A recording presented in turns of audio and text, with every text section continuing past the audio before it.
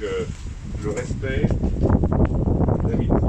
et l'honneur du fait d'être ici réunis pour cette première inauguration de l'avenue Valéry Giscard d'Estaing depuis sa disparition le 2 décembre. Le 2 décembre, une date aussi évidemment saluée. Donc je voudrais saluer le parcours de chacun de ceux qui sont ici présents pour un tel moment. Bien sûr, de rappeler les parcours que nous avons pu nous-mêmes croiser ensemble. Et je le fais dans ma nouvelle fonction de président de la Fondation Valéry Giscard d'Estaing, qui était la fondation qu'il avait lui-même créée en 2011 pour souhaiter que puisse être développé un esprit mémoriel et en même temps de pouvoir continuer à faire vivre les idées qui étaient les siennes, qu'il avait portées au plus haut niveau, comme à l'instant Alain Geste et à l'instant lui-même avait parfaitement rappelé par l'évocation, cher Alain, de ces moments très forts de la vie politique française, qui a été celle de cette campagne victorieuse de 1974, mais cet élan pour la jeunesse, et ensuite en 1979, qu'il a lui-même conceptualisé dans ce discours. Donc si je suis ici avec vous, c'est évidemment pour dire ici à Amiens, cher Gilles de Robien, avec que c'est un lieu qui est évidemment extrêmement symbolique pour que soient réunis à cette occasion ceux qui ont pu à un moment donné croiser, participer à l'élan politique qu'il portait. Je voudrais aussi saluer bien sûr mes anciens collègues de l'Assemblée nationale, Alain Geste, avec qui nous avons siégé, bien sûr toi, Daniel Herman, avant que tu prennes une fonction ministérielle, et puis Olivier Jardet, puisque Olivier était à ce moment-là le suppléant de Gilles de Robien, et avec donc Olivier, nous avons également siégé.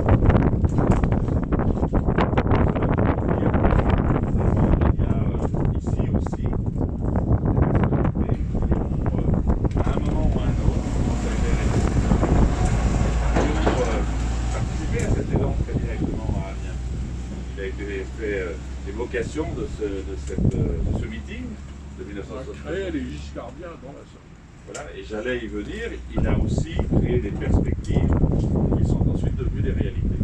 Voilà. Et en faisant je ne peux pas m'empêcher de dire que vous avez fait mon choix. Vous avez fait mon choix de cette emplacement parce que cette avenue, effectivement, dresse des perspectives, mais elle s'appuie sur les réalités. Les réalités que vous avez, je crois, tu as constitué préalablement, avec peut-être l'appui de l'adjoint à l'urbanisme,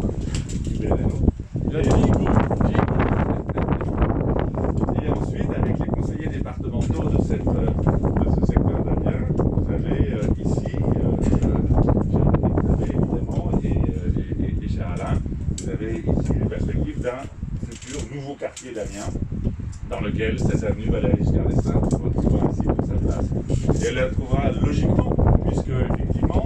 cet élan qu'il portait en 1974, il le dédiait à la modernisation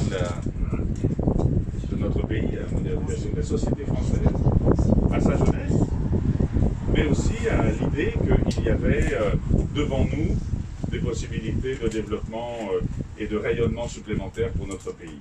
Il l'a fait ensuite au plan européen, comme chacun le sait,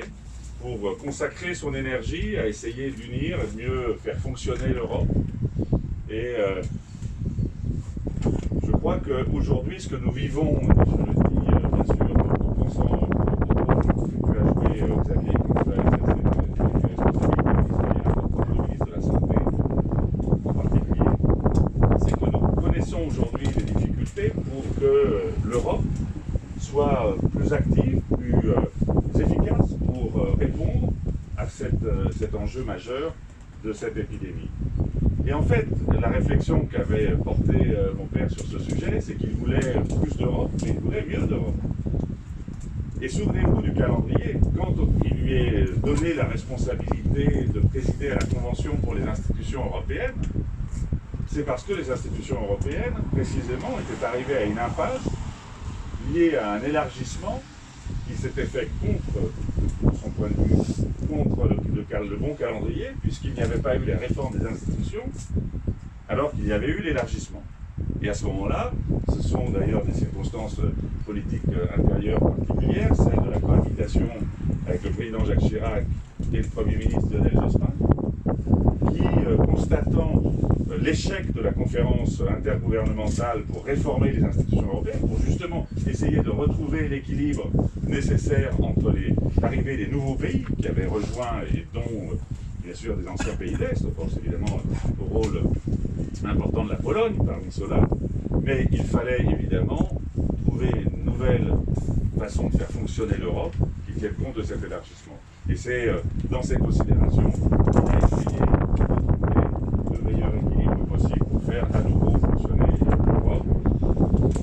Nous voyons aujourd'hui que ceci n'est pas forcément arrivé à un point d'achèvement.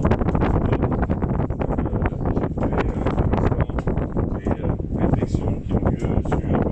la question des vaccinations, sur la façon dont l'Union européenne gère ce sujet, eh bien, pensons à ce moment-là à la réflexion visionnaire du président Giscard d'Estaing qui consistait à dire si on doit élargir l'Europe, il faut évidemment d'abord réformer ses institutions pour lui permettre de fonctionner, de ne pas avoir à chaque fois les conditions d'unanimité pour prendre un certain nombre de décisions majeures pour son avenir.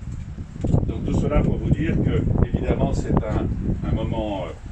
particulier qui nous réunit ce matin, ce 2 février. Vous avez choisi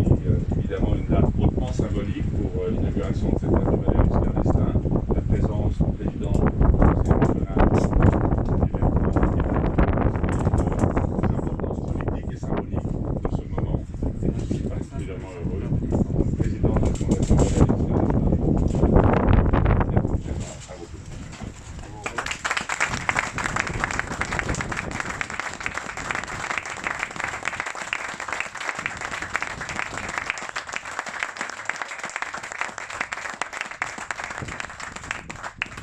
Chers amis, pour les raisons sanitaires que vous connaissez, nous ne pouvons pas conclure ce moment par